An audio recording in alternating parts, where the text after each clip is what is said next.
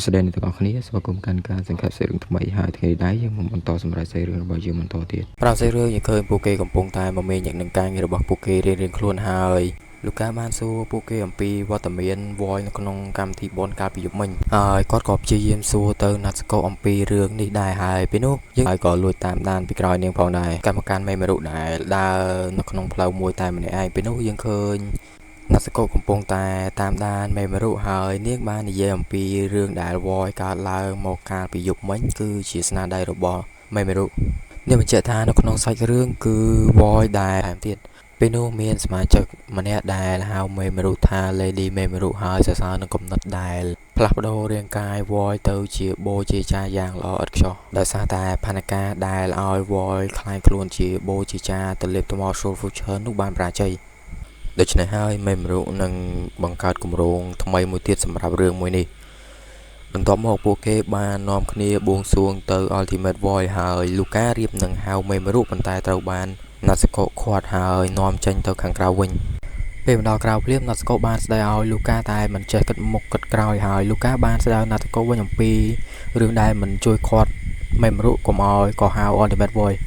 ហើយភ្លាមនោះដែរ Unio បានមកដល់កន្លែងនេះហើយឃើញពួកគេទាំងពីរនាក់នៅចូលទីនេះ Unio បានសួរពួកគេទាំងពីរនាក់ថាមកទីនេះធ្វើអ្វីលូការៀបនឹងឆ្លើយសំណួររបស់ Unio ប៉ុន្តែត្រូវបានណាត់ស្កូហាមហើយប្រាប់លូកាថាអាប៉ែហ្នឹងមកដាច់ណាស់តែប្រាប់ហើយគឺអត់ដល់ស្អែកទេថាគ្រាន់តែជាបទចម្រៀងធម្មតាហើយលូកាបានបន្តប្រាប់ទៅមេមរុទៀតថាបើសិនជាមានបញ្ហាអ្វីមួយអាចប្រាប់មកគាត់បានហើយមេមរុឆ្លើយវិញថាវាគ្មានអីកើតឡើងនោះទេដោយទ្រាំបានណាត់ស្កូបានទម្លុះទ្វារមកទេមេមរុមិនប្រកែកនឹងសំណួររបស់ណាត់ស្កូនោះទេហើយបាននិយាយថា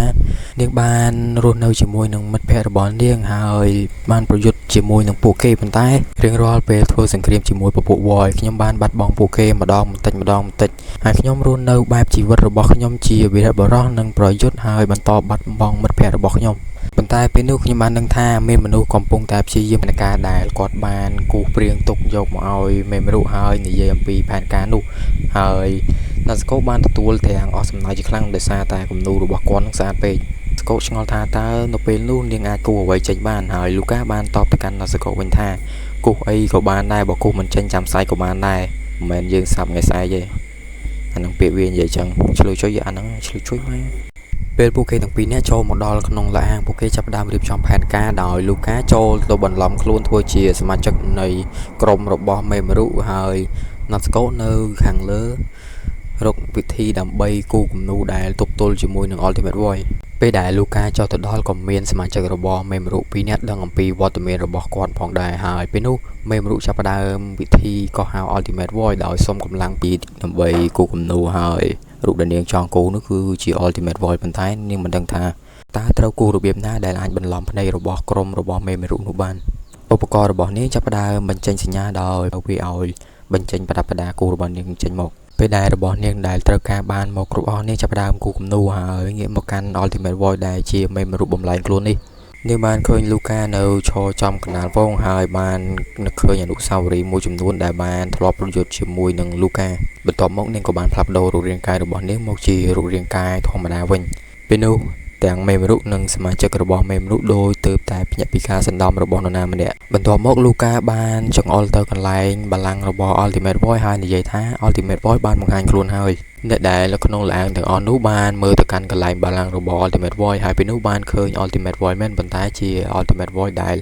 ណាស្កូបានគូឡើងបន្ទាប់មក Ultimate Void មនុស្សបាននាំពួកគេទាំងអស់គ្នាចូលទៅក្នុងពិភពលោករបស់វាហើយពិភពលោករបស់វាគឺពោរពេញទៅដោយផ្កានិងទេសភាពស្អាតស្អាតបន្ទាប់មកមនុស្សទាំងអស់និងមេមរុត្រូវបានវាដាស់ស្មារតីនិងព្យាបាល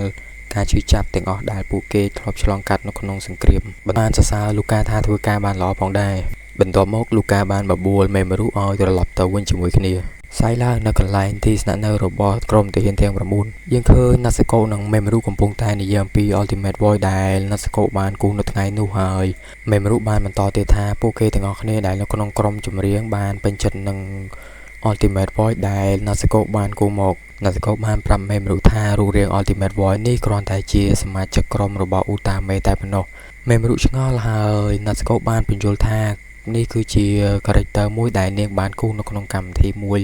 ដែលនាងបានគូលើកដំបូងគេតែប៉ុណ្ណោះ កាន់មកកាន់អ្នកទាំង3ដែរកំពុងតែមើលថែបន្លែនិងបេះបន្លែ you know បាននិយាយទៅកាន់លោកค้าថា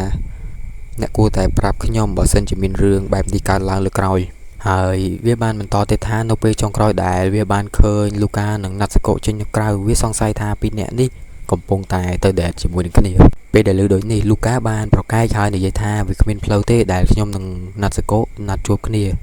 ហើយមុននឹងចប់សាច់រឿងគេបានបង្ហាញអំពីសត្វមួយដែលសត្វនេះអាចនឹងពាក់ព័ន្ធក្នុងរឿងនេះដែរហើយសាច់រឿងនៅក្នុងភាគទី4ក៏បានមកដល់ទីបញ្ចប់ត្រឹមនេះអរគុណសម្រាប់ការទស្សនាយើងនឹងជួបគ្នានៅក្នុងអេពីសូតក្រោយទៀត